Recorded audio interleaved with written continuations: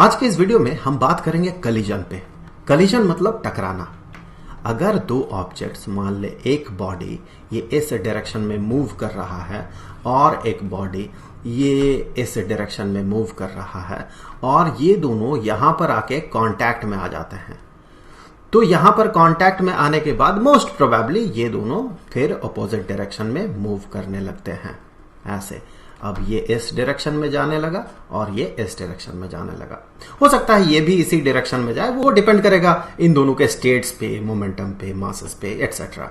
सो उस मुद्दे पर भी नहीं जाते हैं। फिलहाल तो यहां जो कांटेक्ट हो रहा है इन दोनों के बीच, जितनी देर तक कांटेक्ट रहता है, अब ये जो कांटेक्ट होता है ये बड़ा क्लासिकल सेंस में, स्ट्रिक्ट क्लासिकल सेंस में होता है। चलिए इस पे बात नहीं करते हैं। तो यहां पर जो कांटेक्ट होता है इन दोनों के बीच, इस प्रोसेस में होता यह है कि ये जो ऑब्जेक्ट है, पहला वाला ऑब्जेक्ट, ये दूसरे वाले ऑब्जेक्ट पे इस डायरेक्शन में फोर्स अप्लाई करता है और दूसरा वाला ऑब्जेक्ट उसके एग्जैक्टली ऑपोजिट डायरेक्शन में फोर्स अप्लाई करता है। इस प्रोसेस को ही हम कहते हैं कलिजन। कलिजन बेसिकली दो तरह का होता है। इसमें थोड़ा बात कर लेते हैं कलिजन के टाइप पे।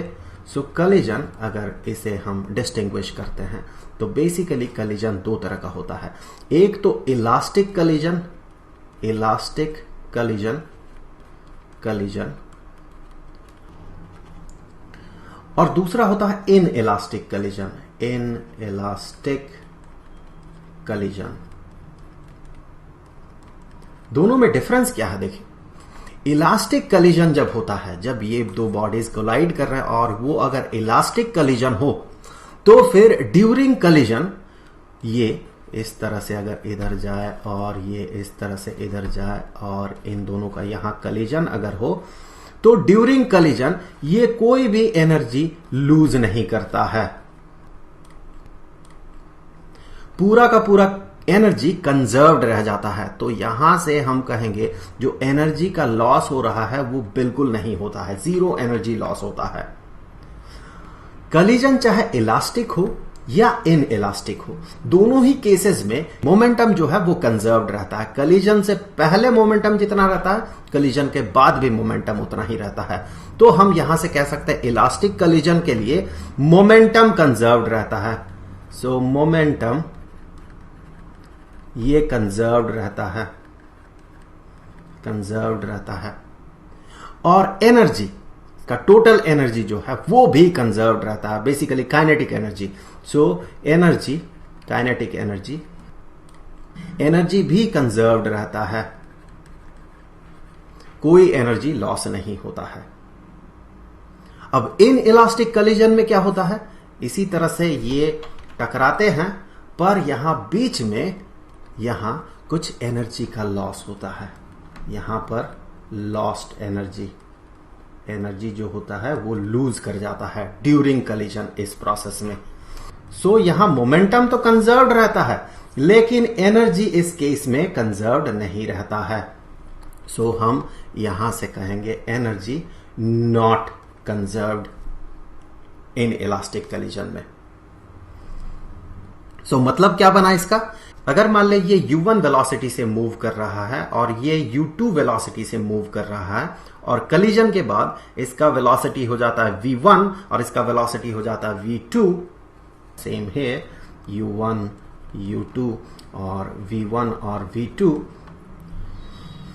तो यहां से मोमेंटम कंजर्व्ड, इससे हम यही मतलब निकालेंगे कि अगर मान ले इसका मास m1 होता है, इसका मास m2 होता है, सेम है m1 एंड m2, तो इस केस में इलास्टिक कलिजन के केस में हम कहेंगे चूंकि मोमेंटम कंजर्व्ड है वो इन इलास्टिक कलिजन में भी होगा। तो यहां हम कहेंगे मोमेंटम कलिजन से पहले m1 u1 plus m2 u2। देखिए यहां पर इन दोनों का मोमेंटम का सम ये बराबर होगा कलिजन के बाद जो टोटल मोमेंटम होगा m1 v1 plus m2 v2। Same चीज स्टैंड करेगा यहां पर भी, इन इलास्टिक कलिजन में भी, क्योंकि मोमेंटम कंजर्व्ड होगा इस केस में भी। तो इसी को कॉपी कर लेते हैं। यहां पर मोमेंटम कंजर्व्ड रहेगा इस केस में भी, लेकिन एनर्जी जो है वो सेकंड केस में कंजर्व्ड नहीं रहेगा बल्कि फर्स्ट केस में ही कंजर्व्ड रहेगा। इससे हम आगे बढ़ते हुए ये कहेंगे कि total energy, total kinetic energy यहां पर, क्योंकि पोटेंशियल एनर्जी का फैक्टर ही नहीं आ रहा यहां पर, सो टोटल काइनेटिक एनर्जी यहां पर जो है वो कितना होगा, देखे ये होगा half into m1 into u1 squared plus half into m2 into u2 squared. ये एग्जैक्टली बराबर होगा कलिजन के बाद जो टोटल काइनेटिक एनर्जी होगा m1 v1 squared, half into m1 v1 squared plus half into m2 v2 squared. तो ये stand करेगा, टोटल काइनेटिक एनर्जी जो होगा वो कंजर्व्ड रहेगा, ये स्टैंड करेगा इलास्टिक कलिजन में। नॉन इलास्टिक कलिजन में ये स्टैंड नहीं करेगा। That mean non elastic collision में हम कहेंगे कि ये इक्वल टू नहीं होगा बल्कि नॉट इक्वल टू होगा। नॉन इलास्टिक कलिजन में ये एक दूसरे के साथ बराबर नहीं होंगे। काइनेटिक एनर्जी पहले जितना होगा वो बाद के काइनेटिक एनर्जी से ज्यादा होगा, होना ही है, क्योंकि कुछ एनर्जी यहां पर लूज कर रहा है ये सिस्टम, तो ये काइनेटिक एनर्जी बड़ा होगा। कौन सा काइनेटिक एनर्जी? कलिजन से पहले वाला टोटल काइनेटिक एनर्जी। अब इन इलास्टिक कलिजन का एक स्पेशल केस के बारे में बात कर लेते हैं। इसी के एक स्पेशल केस के बारे में बात करते हैं जो कि होता है परफेक्टली इन इलास्टिक कलिजन। सो ये है perfectly in elastic collision. So perfectly in elastic collision, इसमें जो होता है ये इसी का एक स्पेशल केस है। इसमें क्या होता है? मैक्सिमम एनर्जी लॉस होता है। सो ये जो कलिजन होगा यहां पर, ये ऑब्जेक्ट इधर जा रहा है, ये ऑब्जेक्ट इधर जा रहा है, और यहां जो कलिजन हो रहा है, इस कलिजन में जो एनर्जी लॉस होगा ये एनर्जी लॉस मैक्सिमम होगा, मैक्सिमम एनर्जी लॉस। इससे ज्यादा एनर्जी लूज करना इस सिस्टम के लिए पॉसिबल नहीं होगा। और उसके बाद होता यह है, ये तभी संभव है जब मैक्सिमम एनर्जी लूज करेगा, तो इसके बाद होता यह है कि दोनों पार्टिकल्स एक साथ चिपक जाते हैं। चिपक जाते हैं इन द सेंस अब आगे ये दोनों एक ही साथ मूव करने लगेंगे, एक ही साथ मान ले इस डायरेक्शन में मूव करने लगे।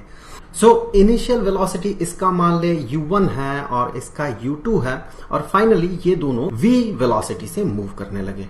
इस केस में भी मोमेंटम कंजर्व्ड रहेगा, मोमेंटम का कंजर्वेशन हमेशा होगा, लेकिन एनर्जी कंजर्व्ड नहीं रहेगा।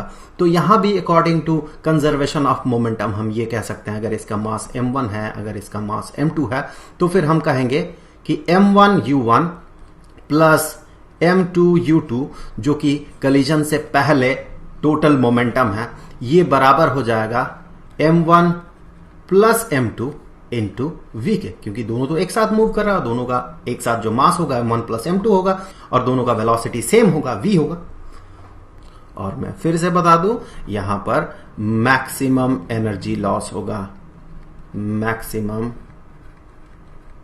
एनर्जी लॉस होगा। तो ये था कलिजन का मतलब और इसके कुछ टाइप्स। बेसिकली ये दो तरह के होते हैं, इलास्टिक और इन इलास्टिक, और इन इलास्टिक कलिजन का एक स्पेशल केस होता है परफेक्टली इन इलास्टिक कलिजन।